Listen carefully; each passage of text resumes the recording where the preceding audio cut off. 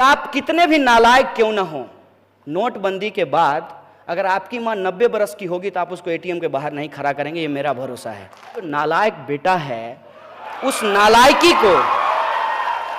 नालायकी को छुपाने के लिए जब वो अपने मां का इस्तेमाल करता है तब हमको उस पर सवाल करना चाहिए। मैंने एक फोटो मोदी जी का उनकी मां के साथ देखा, हमको लगा कि कहीं ये ना पूछ रहे हो, देखो मां राफेल के बाद मामला बहुत गर्म है, एक दिन बॉर्डर घूम के आ जाओ ना हमारे साथ। कि यदि हम शादीशुदा नहीं किए हैं तो हम बाय डिफॉल्ट ईमानदार हैं, क्योंकि हम किसके लिए चुराएंगे। और ये कोई मोदी जी की बात नहीं है, मैं अटल बिहारी वाजपेयी प्रधानमंत्री बने थे तब भी यही कहा गया था, और अब योगी जी के लिए बोला जा रहा है कि वो शादी ही नहीं किए हैं तो किसके लिए चुराएंगे।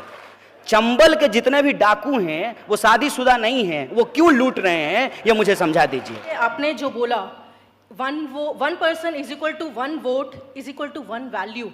I agree to this fact. मैं मानती हूँ, पूरे तरीके से मैं आपसे सहमत हूँ, आपने जो कुछ भी कहा। इसमें मैं एक चीज़ बोलूँगी, मुझे ये नहीं पता यहाँ बैठे हुए कितने लोगों को सिद्धार्थ के बारे में पता है, लेकिन हर किसी को गौतम बुद्ध के बारे में ज़रूर पता होगा। गौतम बुद्ध एक वो इंसान जो एक आधी रात में अपनी बीवी यशोधरा, अपने बेटे राहुल को छोड़ के घर से निकल गए खोज में शांति के, जिनको आज की डेट में हर कोई बुद्धिज्म को मानता है, फॉलो करता है। उसी तरीके से मैं ये नहीं बोलूँगी कि मैं किसी पर्टिकुलर पॉलिटिकल पार्टी को सपोर्ट करती हूँ या ऐसा कुछ है। I am neutral in terms of that. अगर क्वेश्चन इज दैट, जब एक इंसान घर छोड़ के आधी रात को निकल रहा है, सिद्धार्थ से वो बुद्ध, गौतम बुद्ध बन सकता है, तो अगर कोई दूसरा इंसान अपने घर से अपनी बीवी को छोड़ के अगर निकला है तो उसके पर्सनल लाइफ पे, let's listen to the question please. उसके व्यक्तिगत जीवन पे कटाक्ष करके आगे बढ़ने से हमें क्या फायदा होगा। आपने जो बाद में चीजें बोली वो करना सही है, वो आगे बढ़ना सही है, हम वही मानते हैं, लेकिन क्या फायदा है किसी के व्यक्तिगत जीवन पे कटाक्ष करके, उससे हम कहां तक पहुंच सकते हैं।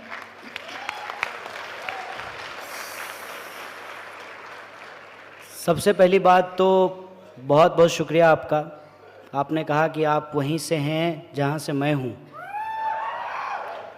मुसाफिर हूं यारों, ना घर है ना ठिकाना। हिंदुस्तान है, कहीं के भी हो सकते हैं हम लोग, उसमें कोई दिक्कत नहीं है। ये जो बात आपने कही है कि 1 पर्सन 1 वोट 1 वैल्यू, ये मेरी बात नहीं है, ये बाबा साहब भीमराव अंबेडकर ने कहा है। और जो मूल प्रश्न है आपका कि किसी भी इंसान के व्यक्तिगत जीवन पे कटाक्ष क्यों करते हैं, बिल्कुल नहीं करना चाहिए जब तक वो जीवन व्यक्तिगत है। और वो जीवन व्यक्तिगत कैसे नहीं है ये मैं आपको बता देता हूँ। मेरी माँ है, आपकी भी माँ होगी, हम सबकी माँ है, ये कोई नई बात नहीं है। और हर किसी का अपना एक स्ट्रगल होता है, ऐसा नहीं है कि हम कोई बड़ा तीर मार दिए हैं और आप कुछ नहीं अपने जीवन में किए हैं। हर इंसान अपने जीवन में एक स्ट्रगल करता है, लेकिन जब उसका मार्केटिंग किया जाता है, इसको आप समझिए कि मार्केटिंग क्या होता है। मार्केटिंग ये होता है कि आप कितने भी नालायक क्यों ना हो, नोटबंदी के बाद अगर आपकी मां 90 बरस की होगी तो आप उसको एटीएम के बाहर नहीं खड़ा करेंगे, ये मेरा भरोसा है।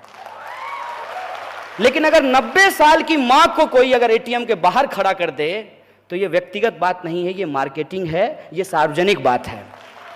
और ये सार्वजनिक बात जब है तब उसका क्रिटिसिज्म भी किया जाएगा। उस मां को मैं नमस्कार करता हूं, मैं अपना आदर प्रस्तुत करता हूं उनको, उस मां के प्रति मैं कोई कमेंट नहीं करना चाहता हूं। लेकिन जो नालायक बेटा है, उस नालायकी को छुपाने के लिए जब वो अपने मां का इस्तेमाल करता है तब हमको उस पर सवाल करना चाहिए, हमको सवाल पूछना चाहिए। और मैं ईमानदारी से कहता हूं, मुझे तो डर लग रहा था, मैंने एक फोटो मोदी जी का उनकी मां के साथ देखा, हमको लगा कि कहीं ये ना पूछ रहे हो, देखो मां राफेल के बाद मामला बहुत गर्म है, एक दिन बॉर्डर घूम के आ जाओ ना हमारे साथ। इसको आप समझिए, मुझे इस बात से दिक्कत है। बहुत सारे लोगों ने अपनी पत्नियां छोड़ दी, इसमें कोई दिक्कत नहीं है, लेकिन जब आप गला फाड़ फाड़ के कहते हैं कि हम मुस्लिम महिलाओं को न्याय दिलाना चाहते हैं इसलिए हम तलाक पे कानून लेकर के आए हैं, स्वागत है आपका।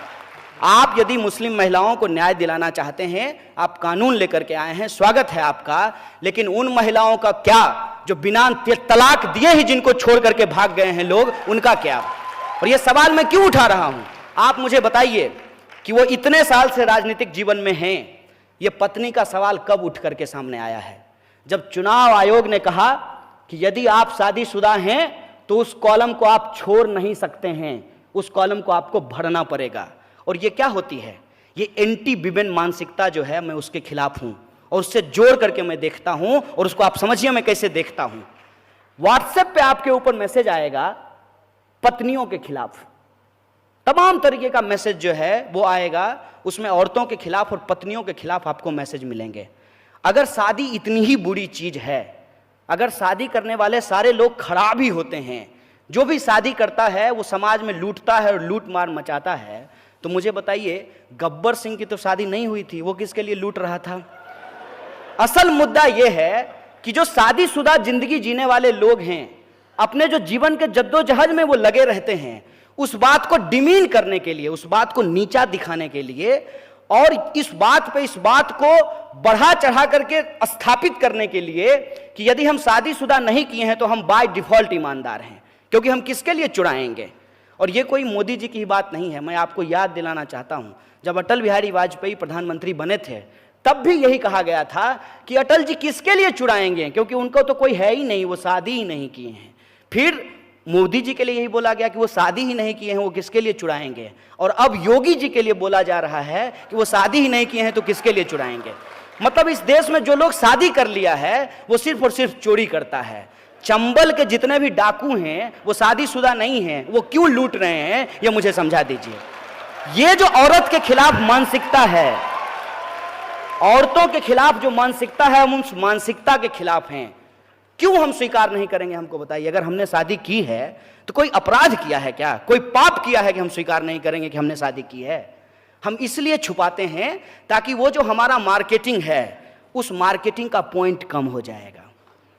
और ये जो मार्केटिंग के पॉइंट हैं, इस पॉइंट पे हमको किसी इंसान को नहीं जज करना है, हमको उस व्यक्ति के प्रधानमंत्री के बतौर क्या काम है इस पे हमको जज करना है। लेकिन बतौर प्रधानमंत्री जो वो काम नहीं किए हैं, इसी बात को डाइवर्ट करने के लिए वो माता और पत्नी के पास पहुंच जाते हैं। कौन ऐसा बेटा होता है मुझे बताइए तो, माँ का पैर छूते हुए फोटो खिंचवाता है, कैमरा लेकर के माँ से मिलने के लिए जाता है? कौन ऐसा बेटा होता है? इस बात को समझिए, मैं उस साजिश के खिलाफ हूं कि जब कोई इंसान अपनी जो हकीकत है उसका मार्केटिंग करके सवाल को गुमराह करने लगे, तो इस साजिश को हमको समझना चाहिए। और इस बात से मैं पूर्णतः सहमत हूं कि किसी भी व्यक्ति के व्यक्तिगत जीवन पर कटाक्ष नहीं करना चाहिए।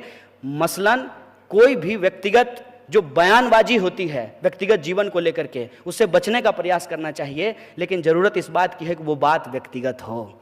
सार्वजनिक जीवन में अगर कोई बात है तब उस पर बात बोली जाएगी।